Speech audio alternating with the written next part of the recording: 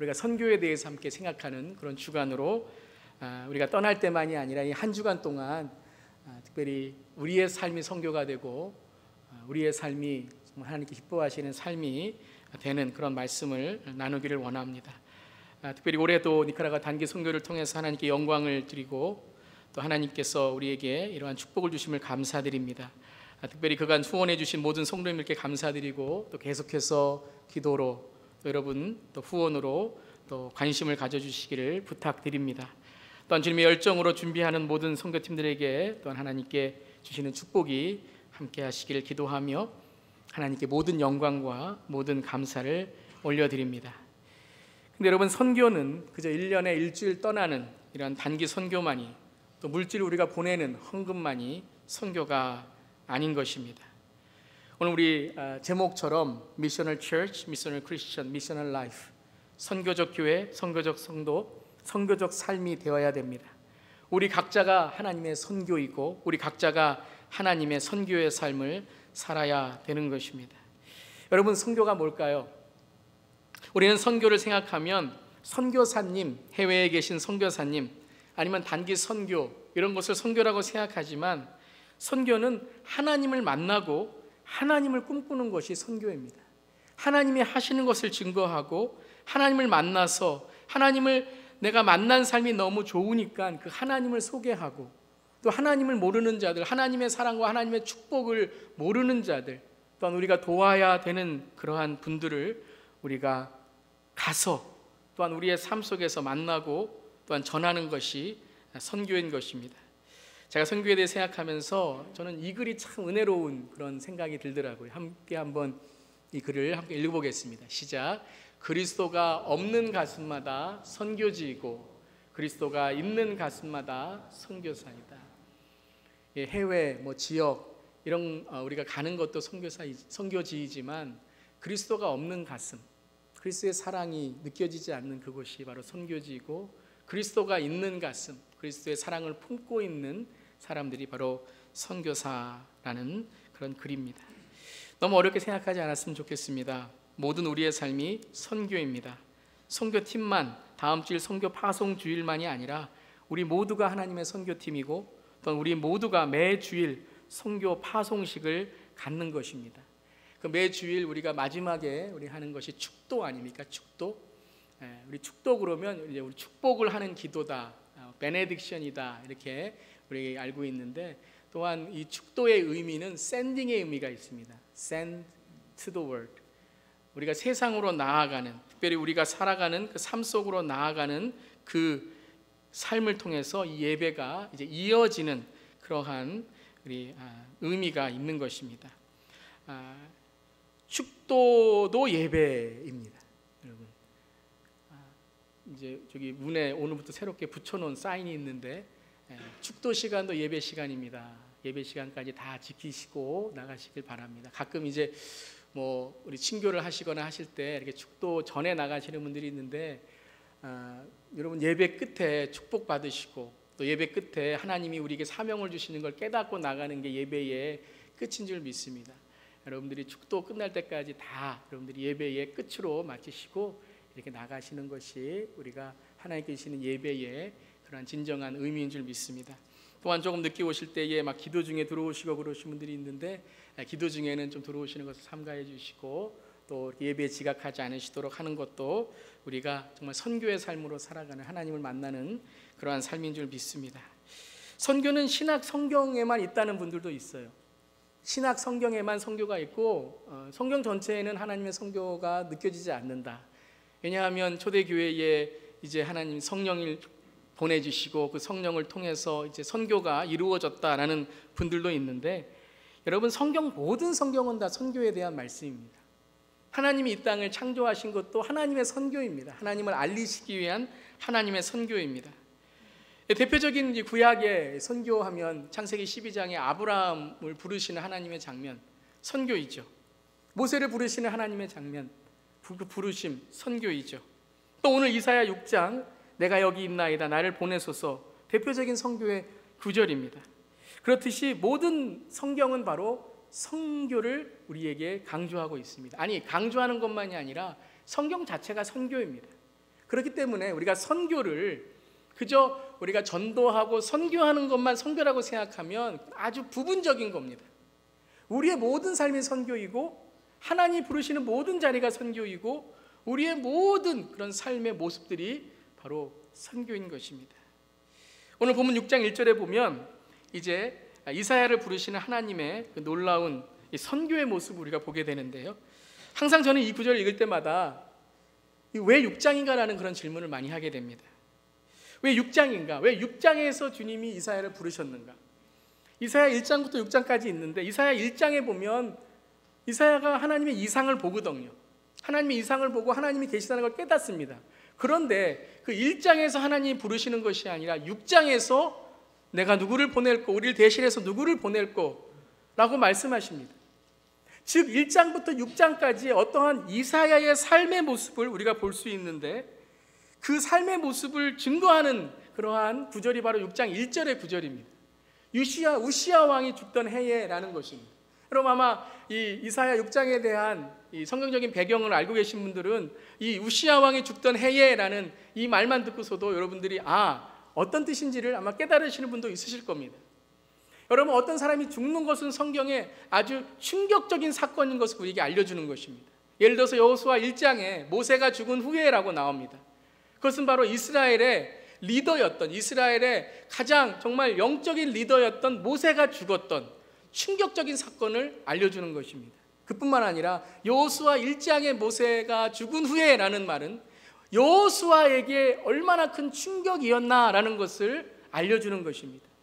이사야 6장도 똑같습니다. 우시야 왕이 죽던 해에라고 되어 있습니다.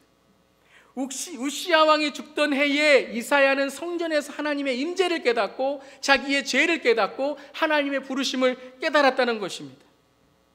우리가 가끔 보면 선교의 경험이 일생을 바꾸어 주는 경우가 있습니다.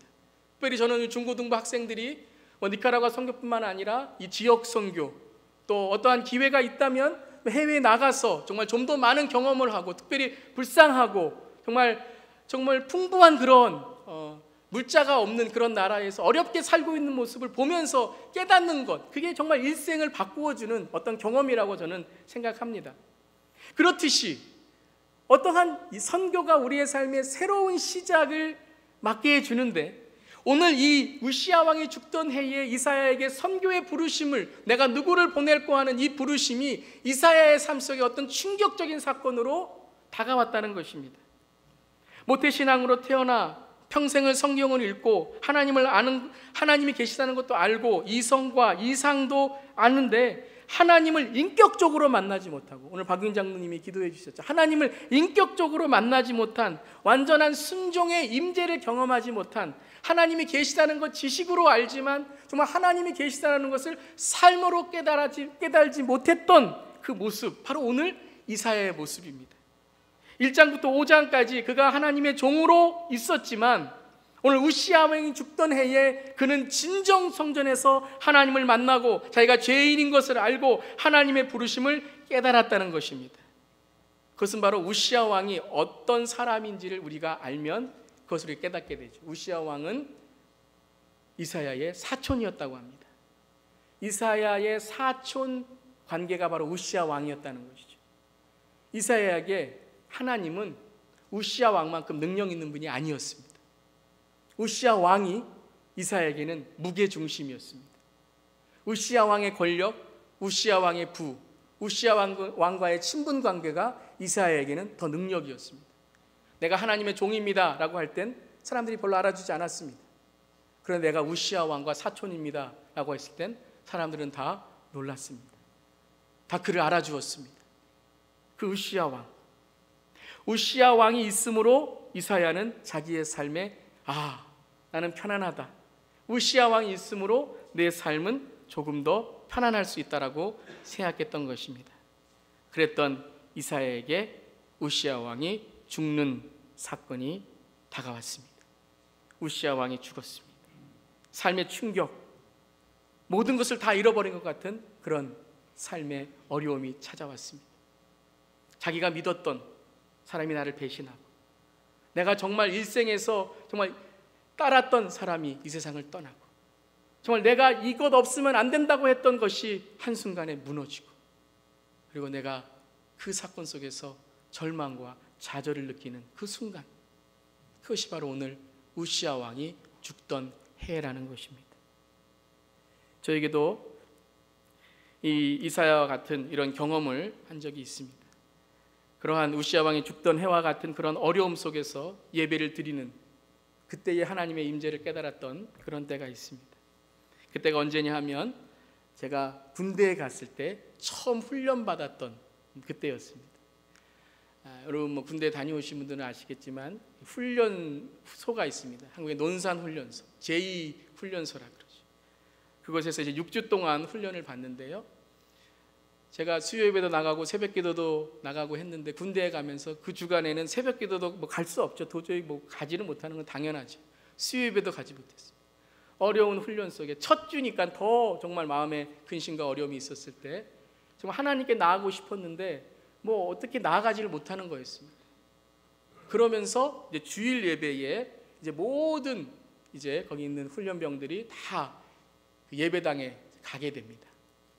근데 6주간 6주간 거기서 훈련을 받으니까 그 예배당에 가면 앉는 자리가 다릅니다. 제일 아픈 6주차, 제일 고참 6주차, 이제 그 고참이라고 하면 좀 그렇지만 6주간 훈련받은 훈련생들이 제일 앞에 앉습니다. 그리고 제일 마지막에 1주차, 이제 들어온 1주차는 제일 마지막에 앉지도 못하고 서 있습니다. 여기 우리 김상호 집사님이 한 6주차 정도 되시는 거예요. 6주차 정도. 그 뒷칸으로 최 장로님이 한 5주차. 저 뒤에 계신, 저쪽에 계신 분은 한 1주차 되는 거예요. 제가 이제 처음 1주차 이제 훈련병이 되어서 갔는데 예배당에 딱 들어갔어요. 앉지도 못하죠. 맨 뒤에 서 있었습니다. 얼마나 낙심됐는지 고개를 푹 숙이고, 예배를 어떻게 드립니까? 사람들이 많으니까 다 머리밖에 안 보입니다. 고개를 탁 숙이고 있는데 지금도 잊지 못합니다. 제일 처음에 불렀던 찬양, 우리는 제일 처음 무슨 찬양 부르죠? 예배 딱 시작할 때 하늘의 문을 여서서 찬양 부르잖아요. 제일 불렀던 찬양이 뭐냐면 고개 들어. 아세요? 고개 들어? 고개 들어 주를 맞이해. 고개 들어. 저 그때 고개를 푹 숙이고 있는데 고개 들어. 그 고개 들어라는 가사가 제 마음속에 충격적으로 다가오더라고요. 그래서 고개를 들었습니다. 근데 그 전까지는 한 번도 보이지 않았던 십자가가, 제가 고개를 들면서 십자가가 어떻게 하냐면요, 밑에서부터 한번 상상해 보세요. 밑에서부터 보이기 시작합니다. 여러분 연극이나 어떤 극장에 가면 막이 오르잖아요. 막이 이렇게 오르면서 이게 무엇인가 쫙 보이기 시작하잖아요. 고개 들어 주를 맞이하는데 꼭 막이 올라가는 것 같아요. 눈을 드는데 십자가가 아래서부터 위로, 다른 사람은 하나도 안 보이고요, 아래서부터 위로 십자가가 하나씩 보이기 시작합니다. 그러면서 제 고개는 올라가고 눈물은 아래로 떨어지기 시작합니다. 그때의 예배를 저는 잊을 수가 없어요. 가장 어렵고 낙심됐다고 생각했던 그때의 하나님의 예배 가운데, 그 임재 가운데 있던 고개 들어 주를 맞이. 여러분 오늘 이사야의 이 고백이 그것입니다. 정말 우시야 왕이 죽어서 내 모든 것이 이제 다 절망과 슬픔 속에 빠져 있을 때 이제 그는 성전을 찾게 되었습니다. 여러분 그럴 때 있죠. 인생에 정말 어렵고 고통과 낙심이 있을 때 주님을 찾아갑니다. 새벽 기도를 가고 내가 주님께 예배드리러 갔을 때 그때 하나님께서 나를 만나시는 그 하나님의 그 임재, 정말 내 인생의 모든 것이 다 무너졌을 때에, 정말 그 전에는 종교 행사로, 행위 언약으로 모든 것이 그냥 내가 이거 하면 하나님께서 뭐 주시겠지 했는데 이제는 모든 것이 다 무너진 그때에, 그 하나님께 예배드리는 그때 하나님의 임재가, 하나님의 은혜가 다가오는, 모든 인생의 무게중심, 우시아의 무게중심이 사라져버리고 하나님의 임재가 나타나는, 하나님의 임재가 깨닫는 그 순간, 그것이 바로 오늘 이사야가 경험한 예배인 것입니다. 그때 하나님을 경험하게 되고 그때 하나님께서는 이제 그를 부르기 시작하십니다. 그때 천사들이 나타나 뭐라고 합니까? 천사들이 이렇게 찬양합니다. 거룩하시다, 거룩하시다, 거룩하시다. 우리 그런 찬양 있죠. 거룩 거룩 거룩 홀리 홀리 홀리. 그 찬양은, 그 곡조는 부르지 않았겠지만 그 성전에서 임하는 그 거룩 거룩 거룩, 자기의 모든 것이 무너지고 이제까지의 이 예배를 통해서 내가 무엇을 하겠다는 것이 모두 무너지고 내가 이 예배를 통하여 뭘 받아야지 하는 것이 무너지고 이제는 온전히 하나님의 인재만 느껴지는 그때에 하나님이 정말 거룩하시구나, 하나님은 내가 무엇을 해서 주시는 분이 아니라, 나의 어떤 것을 원하시는 분이 아니라, 내가 내 자신을 하나님께 드렸을 때에, 모든 것이 무너지는 이때에 하나님께서 나에게 다가오시는 그 거룩, 하나님의 임재, 이전에서 경험하지 못했던 그 하나님의 놀라운, 하나님의 온 땅을 가득 채우는 그 영광. 그 전에는 이 성전에만 주님이 있다고, 예배 땅에만 주님만 있다고 생각했는데 그게 아니에요. 온 땅에, 가정에도, 직장에도, 사업터에도, 내가 혼자 있을 때에도 그곳에도 하나님이 계시는구나, 그곳에서도 하나님이 지켜주시는구나, 그곳에서도 하나님이 보호하시는구나, 아니 하나님이 이때까지 나를 인도해 주셨구나, 하나님의 영광이 가득하구나, 하나님의 영광으로 내가 살아갈 수밖에 없겠구나, 그 하나님의 임재를 깨닫게 됩니다. 여러분, 오늘 예배가 어떤 상황에 여러분이 있으시든지 간에 오늘 예배가 그 십자가에 돌아가신 예수님만으로 여러분에게 정말 하나님의 임재로 채워지는 그 예배로 오늘 온 땅에 가득한 하나님의 영광이 저 여러분에게 함께하기를 주님의 이름으로 축원합니다. 그 예배를 경험했을 때에 이제 이사야가 뭐라 그럽니까? 함께 한번 읽어보겠습니다. 시작. 재앙이 나에게 닥치겠구나, 이제 나는 죽게 되었구나, 나는 입술이 부정한 사람인데 입술이 부정한 백성 가운데 살고 있으면서 왕이신 만군의 주님을 뵙다니. 주님을 만나니까 무엇이 깨달아집니까? 나의 죄, 나의 부정한 것들이 깨달아집니다. 내가 무엇이 잘못한지를 깨달아집니다. 내가 하나님의 마음을 아프게 한 것이 깨달아집니다. 내가 사랑하는 사람의 마음을 아프게 했던 것들이 깨달아집니다. 내가 이웃의 마음을 아프게 했던 것들이 깨달아집니다. 하나님을 만나니 나의 축복이 너무 귀중하니, 하나님의 주신 은혜가 너무 감사하니, 배고픈 자들이, 불쌍한 자들이, 하나님의 복음을 듣지 못하는 자들이 깨달아집니다. 나는 죄인이구나, 내가 너무 이기적인 사람이구나, 내가 너무 사람들의 마음을 아프게 했구나, 어둠이, 재앙이 나에게 닥치겠구나, 하나님 나는 이런 사람입니다, 하나님의 임재가 다가오니 내가 하나님 앞에서 어떤 사람인 것이 깨달아지는 것입니다. 나는 죄인입니다, 하나님 나는 부정한 사람입니다. 여러분, 선교는 어디서부터 시작합니까? 나는 할 수 있다, 우리는 할 수 있다, 우리는 이만큼 할 수 있다, 우리는 이만큼 하는 선교의 교회다 라는 것이 아니라, 그런 여유와 자신감이 아니라, 선교는 바로 주님 앞에서, 주님 우리가 어떻게 이런 것을 할 수 있습니까? 주님 어떻게 우리가 이런 쓰임을 받을 수 있습니까? 주님 우리가 어떻게 주님 앞에서 이런 교회가 될 수 있습니까? 여러분, 그게 은혜 아닙니까? 내가 이만큼 하니까 주님이 이만큼 하는 것이 아니라, 하나님 내가 어떻게 이렇게 할 수 있습니까? 하나님 내가 어떻게 이렇게 주님께 쓰임받을 수 있습니까? 행위 언약에서 서로를 비교하고 선교지를 비교하고 무엇을 내가 할 수 있다, 그것이 아니라 오로지 은혜 언약 아래서, 주님 나는 주님의 은혜에 자격이 없는데 오로지 주님이 나를 부르시는 그 자리에 내가 서 있습니다. 하나님 내가 어떻게 주님께 나아갈 수 있습니까? 주님 제가 어떻게 주님께 쓰임받을 수 있습니까? 여러분, 이것이 정말 예배의 우리의 모습이 되어야 될 줄 믿습니다. 여러분, 하늘의 선교로 처음 오신 예수님께서 하늘 선교의 첫 번째 메시지가 무엇입니까? 회개하여라, 하늘나라가 가까이 왔다라는 거예요. 회개하여라, 하늘나라가 가까이 왔다. 하늘나라의 복음을 전파하는 것이 무엇입니까? 이게 선교 아닙니까? 그럼 우리가 무엇이 되어야 되겠습니까? 먼저 하나님 앞에 서 있는 삶이 되어야 됩니다. 여러분, 이건 강요가 아닙니다. 여러분 회개하십시오가 아닙니다. 하나님 앞에 서게 되면 내가 어떠한 사람인지를 깨닫게 되는 거예요. 그러면 내가 하나님 앞에서 회개하는 삶이 나올 수밖에 없는 거예요. 그게 감사인 거죠. 여러분, 어떤 사람에게 잘못했는데 미안하다고 한마디 하면 그 사람이 용서해 줍니까? 아니죠. 근데 하나님은 뭐라고 말씀하십니까? 우리가 우리의 죄를 자백하면 그는 미쁘사 우리의 죄를 용서하시고 우리를 깨끗하게 해주신다고 말씀하십니다. 우리가 주님 앞에 나와 우리 잘못했습니다, 우리의 마음을 주님께 드리면 하나님께서 우리를 변화시켜 주십니다. 그럼 회개하여서 변화시켜 주신 삶으로 우리가 어떻게 돼요? 그 회개의 삶이 되는 거죠. 용서의 삶이 되는 거죠. 사랑의 삶이 되는 거죠. 그러기 위해서 어떻게 됩니까? 구체적인 삶의 회개가 있어야 된다는 거예요. 오늘 하나님께서 이사야에게 어떻게 회개를 시키셨습니까? 그 입술에 숯을 대셨습니다. 그 입술에 숯을 대셨어요. 너의 입술에 숯이 닿았으니 너의 악은 사라지고 너의 죄는 사해졌다는 거예요. 여러분, 이사야는 예언자입니다. 이사야는 선지자입니다. 하나님의 말씀을 전달하는 자입니다. 하나님의 말씀을 전달하는 자는 어떻습니까? 그 입이 깨끗해야 된다는 거예요. 그 입술이 하나님의 말씀을 전하는 자가 되어야 된다는 거예요. 그 삶이 하나님의 말씀을 전하는 자가 되어야 된다는 거예요. 하나님께서 시작하시는 선교는 먼저 하나님께서 설거지를 하셔야 된다는 거예요. 그릇이 깨끗해져야 된다는 거예요. 그래야 복음의 식탁을 만들 수 있다는 거예요. 가는 선교사이든지 보내는 선교사이든지 돕는 선교사이든지 누구든지 간에 우리의 이 선교는 우리의 속사람부터 시작돼야 된다는 거예요. 우리가 하나님 앞에 서는 삶부터 시작돼야 된다는 거예요. 여러분, 오늘 구체적인 삶을 회개하기를 바랍니다. 제가 여러분에게 입으로 죄진 것이 있다면 하나님 용서해 주시고 여러분도 저를 용서해 주시길 바랍니다. 여러분, 사업하시는 분들은 여러분 물질의 회개를 하시기 바랍니다. 여러분들이 정직하지 못했던 모습이 있다면 물질의 회개를 하시길 바랍니다.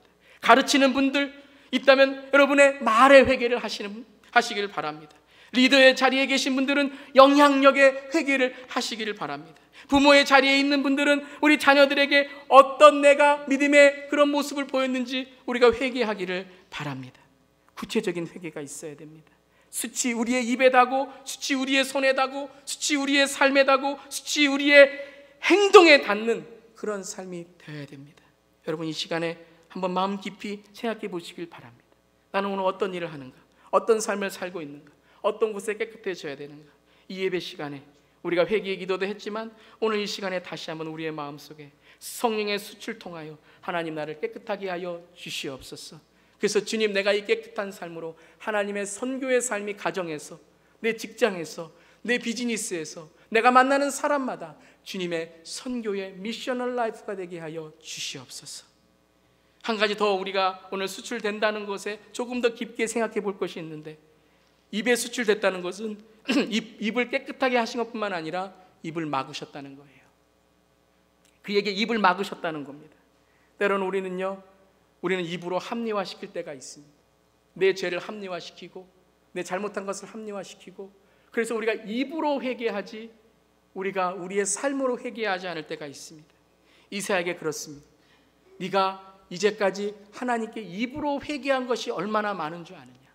그런데 너의 삶으로 회개한 것은 그렇게 많지 않다.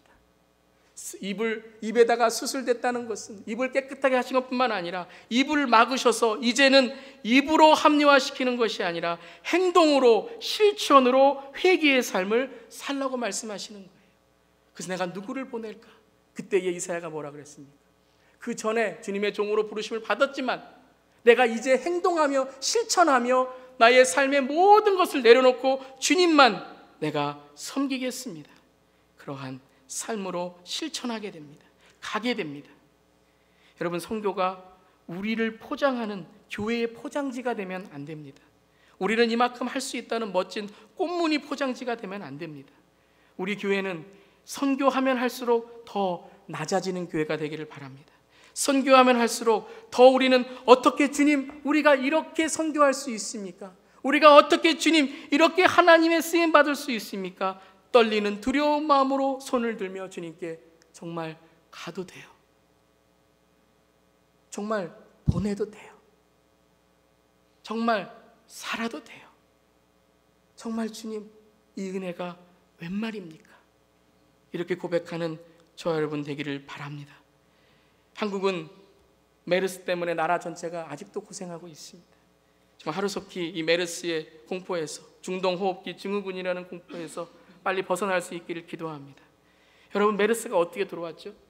작은 메르스 바이러스 하나가 중동에 다녀온 한 사람 때문에 그것이 퍼져서 그 바이러스 하나에 모든 사람이 고생하고 있습니다.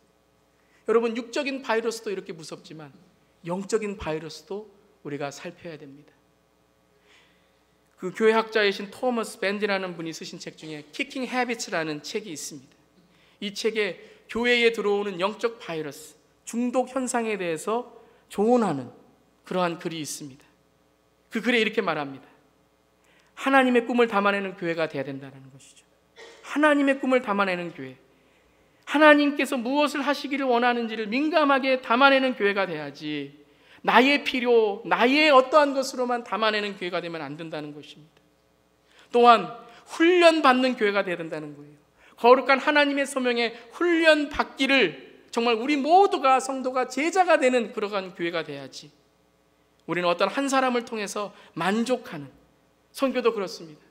어떤 선교사님에게 우리가 물질 보내는 거, 헌금하는 거 중요합니다. 하지만 그걸로만 끝나면 안 되는 것이죠. 그걸 통해서 우리가 선교적인 삶을 사는 그러한 결심이 있어야 되는 것이죠.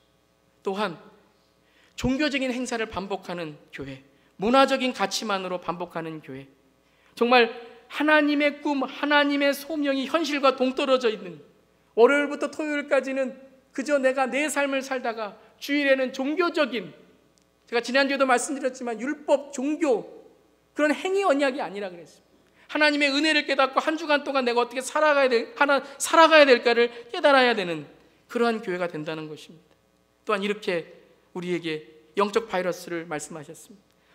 어린이들과 청소년 목회에 부모님들이 동떨어진 기대를 가지고 있다는 거예요. 여러분, 우리가 지금 부목사님 청빙을 하고 있는데 중요한 건 부목사님 청빙도 중요하지만 우리 각자의 가정이 정말 신앙으로 우리 자녀들을 정말 양육하고 있는가? 우리가 먼저 정말 1세대들이 먼저 정말 제자로, 정말 기도하는 사람으로, 정말 하나님의 말씀을 지키는 사람으로 살아가고 있는가? 아이들에게 말씀을 읽으라고 했으면 내가 말씀을 읽고 있는가? 기도하라고 했으면 내가 기도하고 있는가? 삶에서 정직하라고 하면 정직하고 있는가? 내가 열심히 살아라 그러면 여기가 열심히 살고 있는가? 그 모습을 보여주는 사람이 되어야 된다는 것입니다. 또한 사람의 필요보다 하나님의 필요에 민감한 교회가 되어야 된다고 이 책에는 우리에게 조언하고 있습니다. 그러면서 이렇게 되자라고 세 가지의 해결 방법을 우리에게 주는데 열심히 하자고 합니다. 첫 번째는 잃어버린 영혼을 위한 관심을 가져야 된다는 거예요. 잃어버린 영혼, 정말 우리가 하나님의 마음을 갖고 바라봐야 될 그런 영혼들을 우리가 관심을 가져야 된다는 것입니다. 두 번째는 세상 속으로 들어가는 가정과 직장과 우리의 삶이 교회 건물 안에만이 아니라 우리의 삶으로 훈련받고 나아가는 그런 영적인 성숙의 교회, 하나님을 경험하는 삶이 되어야 된다는 것입니다. 세 번째로는 선교적인 삶을 살아야 된다 그랬습니다. 이기적인, 나만을 위한, 나만의 신앙을 위한, 나만의 축복을 위한, 나만의 복을 위한 그런 신앙이 아니라 선교적인 삶, 복의 근원이 되어서 복을 나누어 주고 복의 근원이 되어서 복을 베풀고 하나님이 나를 통해서 이루어가자 하시는 그 일을 내가 하려고 하는 그 선교적인 삶을 살아야 된다라고 조언하고 있습니다. 여러분, 사도행전 1장 8절에도 우리가 잘 아는 말씀이죠. 성령이 너희에게 내리시면, 성령이 너희에게 내리시면, 성령이 우리에게 내린다는 것이 무엇입니까? 우리 옆구리에 성령을 차고 우리가 필요할 때 확 꺼내서 성령 하는 게 성령의 내리심입니까? 성령 충만입니까? 아니죠. 성령이 내리신다는 것은 성령의 안경입니다. 성령이 내리신다는 것은 성령의 관심입니다. 성령이 내리신다는 것은 성령이 주인된 삶입니다. 성령이 이끄시는 삶, 성령이 나를 말하게 하시는 삶, 예루살렘에 있던, 유대에 있던, 사마리아에 있던, 땅끝에 있던, 어느 곳에 있든지 간에 하나님의 증인으로 살아가는 성령 충만한 삶. 여러분, 선교지에 가면 참 힘듭니다. 선교 다녀오신 분들, 니카라과뿐만 아니라 다른 선교지에 다녀오신 분도 알겠지만 참 덥습니다. 환경도 달라서 쉽게 지치게 됩니다. 그런데 내 힘, 내 계획, 내 짜증, 내 불평, 내 환경으로 하면 어려워집니다. 그런데 하나님께서 오늘 나를 보내셨다. 그 주님의 힘, 주님의 감정, 주님의 환경, 하나님께서 나를 통해 이루시는 그 힘을 얻고 내 감정을 죽이고 환경이 아니라 성경을 꼭 붙잡고 나아가게 되면 그것이 선교지만이 아니죠. 우리의 모든 삶의 영역에서 가정에 있던, 직장에 있던, 어느 곳에 있든지 간에 내가 하는 행위에 내 감정이 붙들려 있는 것이 아니라 하나님의 주시는 은혜에 내 삶이 붙들려 있으면 어느 곳에 있든지 간에 주님의 증인이 될 줄을 믿습니다. 한 주간도 그러한 삶이 되기를 주님의 이름으로 축원합니다.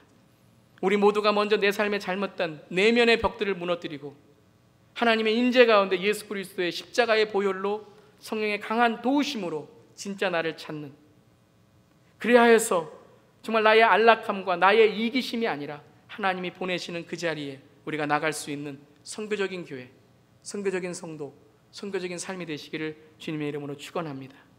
그 다음에 주님께서 어떻게 하십니까? 이러한 웜업을 하시고 이러한 준비를 하신 후에 한번 우리 같이 한번 읽어보겠습니다. 시작. 내가 누구를 보낼까? 누가 우리를 대신하여 갈 것인가? 제가 여기에 있습니다. 저를 보내어 주십시오. 그럼 다시 한번 절 따라해 주시기 바랍니다. 제가 여기에 있습니다. 저를 보내 주십시오. 여러분, 선교는 반응입니다. 선교는 대답입니다. Here am I, send me. 우리 각자 가는 장소가, 가는 곳이 다를 수 있습니다. 하지만 하나님께 대한 응답, 하나님께 대한 반응입니다. 여러분, 오늘 신앙에, 하나님의 음성에 무엇으로 반응하십니까? 물질로? 어떤 세상적인 것으로? 나의 한계로? 나의 나이로? 나의 재능으로 반응하십니까? 아니면 하나님께서 나를 부르시는 그 하나님의 선교로 나를 바라봅니까? 여러분, 하나님의 선교로 바라보시는 분은 지금 내가 있는 그 자리가 선교지가 됩니다. 지금 내가 있는 시간이, 이 시간이 선교의 시간이 됩니다.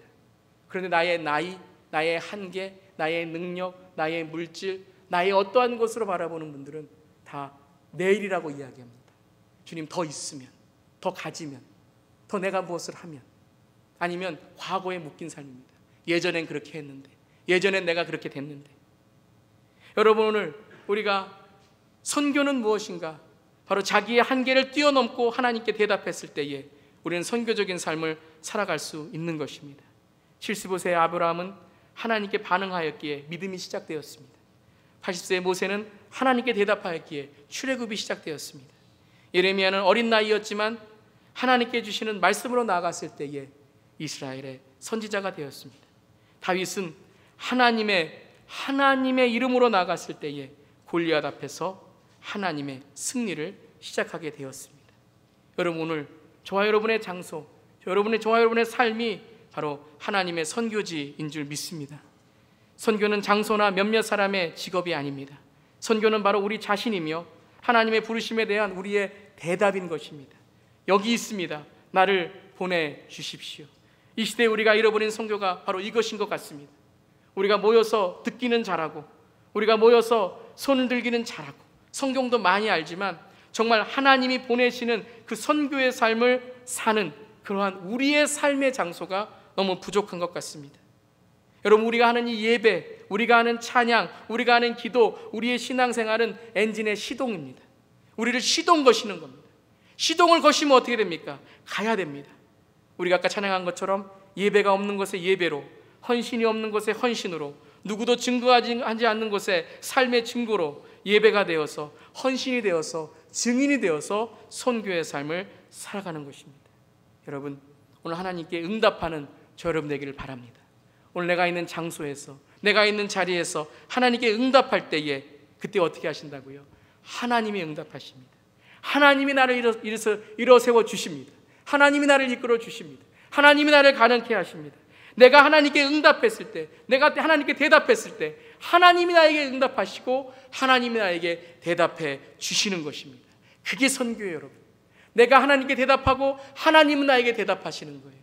가정에서 내가 하나님께 대답하고 하나님은 나에게 대답하시는 것, 그게 선교입니다. 내가 살아가는 장소에서, 나의 삶 속에서 그 하나님의 대답, 하나님의 응답으로 살아가는 것입니다. 오늘 저 여러분의 삶 속에서 어떤 하나님의 음성, 하나님의 인도하심이 있습니까? 이번 니카라구아 선교 가시는 우리 선교팀들도 하나님의 부르심에 응답한 분들입니다. 또한 후원하시고 또 이 선교팀을 위해서, 또 우리 교회의 선교를 위해서 함께 동역하시는 모든 분들 하나님께 응답하시고 대답하신 분들입니다. 또한 하나님께 구원의 감격으로 예수 그리스도를 영접하여 내 구주로, 오직 구주로 대답한 우리의 삶, 바로 하나님의 선교에 동참한 저와 여러분인 줄 믿습니다. 저는 오늘 설교를 준비하면서 마지막으로 이 기도를 하고 끝내기를 원합니다. 그것은 바로 주기도문입니다. 주기도문. 여러분, 이 기도문은 예배의 끝에 그냥 기도가 안 나올 때 대신하는 기도가 아닙니다. 저는 이 기도를 정말로 기도할 때마다 이게 바로 예수님의 선교였습니다. 예수님의 선교. 대개 나라와 권세와 영광이 아버지께 영원히 있사옵나이다. 그럼 그 영광과 권세와 나라의 삶이 무엇인가? 그것은 바로 작은 데서부터 우리의 삶에 하나님의 선교의 삶을 살았어. 하나님의 영광이 우리의 모든 곳곳마다, 우리가 살아가는 곳곳마다 하나님의 선교의 삶이 되는 것입니다. 우리 함께 오늘 주기도문 함께 우리가 읽으면서 함께 고백하면서 우리 선교의 삶으로 함께 고백하기를 간절히 원합니다. 우리 함께 한번 이 주기도문으로 기도하고 오늘 설교 마치도록 하겠습니다. 시작. 하늘에 계신 우리 아버지여, 이름이 거룩히 여김을 받으시오며 나라가 임하옵시며 뜻이 하늘에서 이룬 것 같이 땅에서도 이루어지이다. 오늘날 우리에게 일용할 양식을 주옵시고 우리가 우리에게 죄 지은 자를 사하여 준 것 같이 우리 죄를 사하여 주옵시고 우리를 시험에 들게 하지 마옵시고 다만 악에서 구하옵소서. 대개 나라와 권세와 영광이 아버지께 영원히 있사옵나이다. 아멘. 아멘. 우리 한번 눈을 감고 이 시간 한번 기도하겠습니다. 우리의 삶을 한번 돌아봅시다. 선교적인 삶, 선교적인 성도, 선교적인 교회, 미셔널 처치, 미셔널 크리스천, 미셔널 라이프. 우리가 한번 우리의 삶을 돌아보면서 이 시간 하나님의 임재 안으로 들어가기 원합니다.